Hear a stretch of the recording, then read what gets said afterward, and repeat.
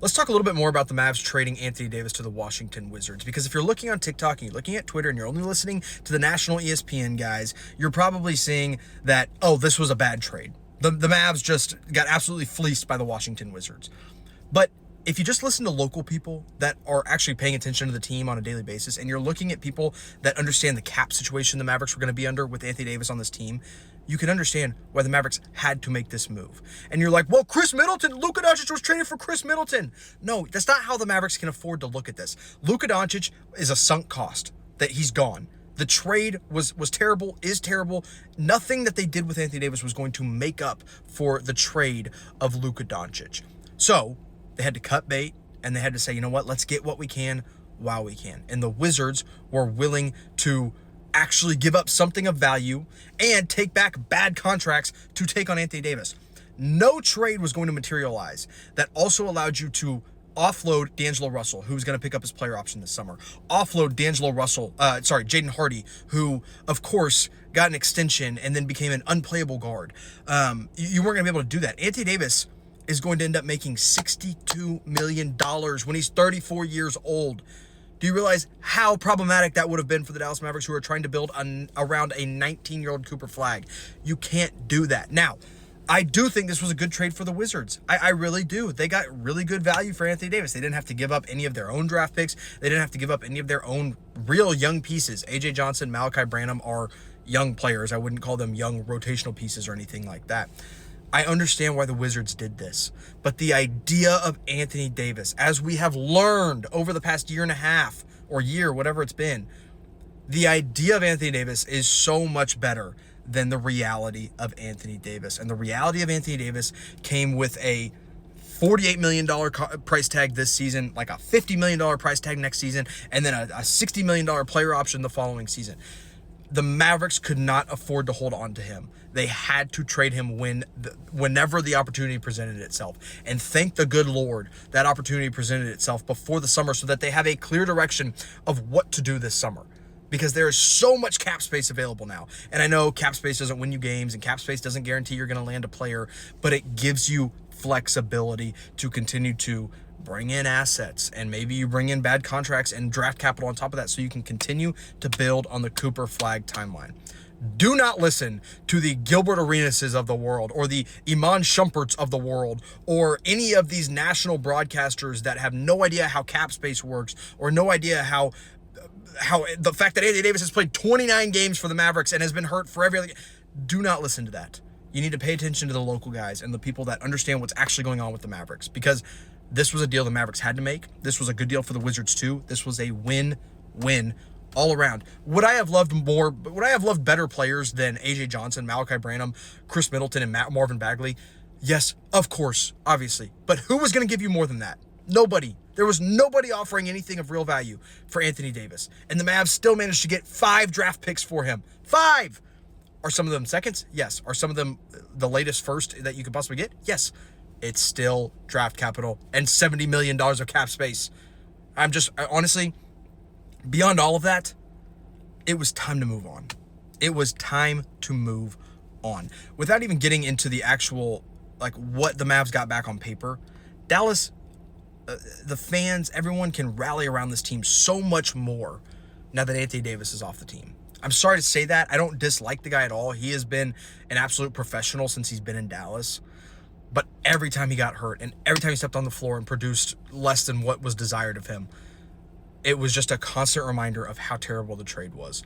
I was originally going to make this video 2 minutes long. If you stuck around this long, please make sure you follow me, because now I'm just kind of ranting at this point. But Dallas had to do this deal. They had to move on from Anthony Davis.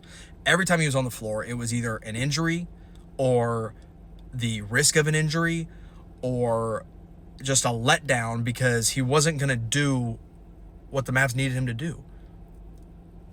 It had to happen. It had to happen, and honestly, my emotions of this trade, most of the time when the Mavs make a trade, it's either I'm angry or I'm elated.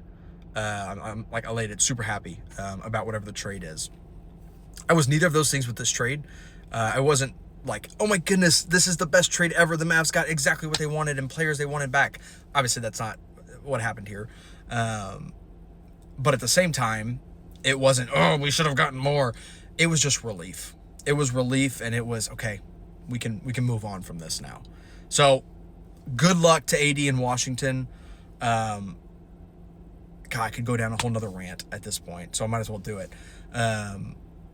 Good luck to AD in Washington. The thing that's making me laugh right now a little bit, again, I wish the best for him. I have no ill will toward AD, maybe a little bit, not that much, but it's so funny now seeing this is going to be a scary duo, and it's Trae Young and Anthony Davis. And then the other comments are, oh my gosh, this defensive front court of Alex Sarr and Anthony Davis is going to be insane. Yeah, we did the same thing. We said Anthony Davis and Kyrie Irving, scary duo. We said Anthony Davis, Derek Lively, scary duo. And guess what, guys? There is one glaring reason those duos and those pairings and those hypotheticals never came to fruition. And it's because of this part of his body and this part of his body, and I can't go up to his eye, but his eyes and this and his knees and this shoulder. It's because Anthony Davis is who he is. And the day-to-day Davis stuff, man, I tried to block it out the entire time. I tried so hard to just be like, no, it's not going to happen this year. Look, I tried to do the thing of like, look, 2 years ago, he played like 65, 72 games for the Lakers. He's going to do that again. Like, he's going to be able to do this. I tried to block out the street clothes nicknames. I tried to just block it all out and say, yeah, he actually, I tried to do the thing of rationalizing, well, these are actually all just freak injuries. Yeah, they are, but they keep happening. So when did they stop becoming freak injuries? I did the same thing. And again, for the Wizards fans who they've never had anything real to cheer for in their life, this is a good move. I'm excited for Wizards fans to be able to see a Trae Young AD duo, hopefully. I hope they get to see it. And again, I understand this is not a bad trade for the Wizards. I really think this was a good trade for the Wizards. And I understand why they did it. But it's just like we're repeating history at this point. Like, we saw what Anthony Davis was. We saw what he wasn't.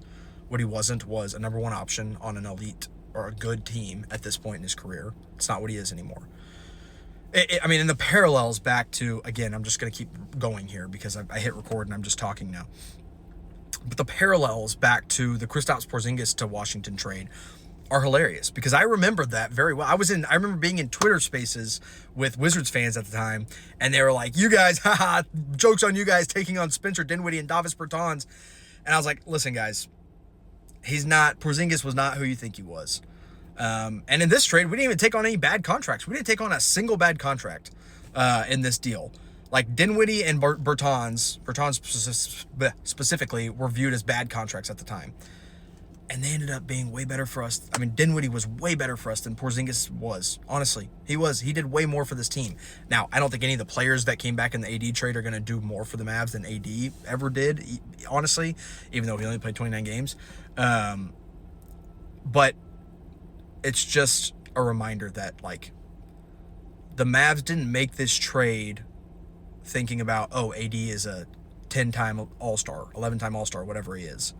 Like, he's so good, and look at this awesome trade value we got back. They made this trade because they knew they had to take whatever they could get for him. And what they got for him was cap space, expiring contracts, young flyer in AJ Johnson, and kind of Malachi Branham, even though I don't even know if I can classify him as a young flyer because he's a restricted free agent this summer, and 5 draft picks. 3 second-rounders, 2 first-rounders, one of which will probably be a second-rounder, and I'm happy with that. Again, it's relief. It is relief. So, if anybody watched this much of the video, and you're not following me on TikTok or Instagram, or you're subscribed on YouTube, that would be shocking. Thank you for watching this long. Let me know your thoughts on all this. It's trade deadline day as I'm recording this, so a lot more is going to happen. But AD's gone. Good on the Wizards for making a deal. But the Mavs had to do this.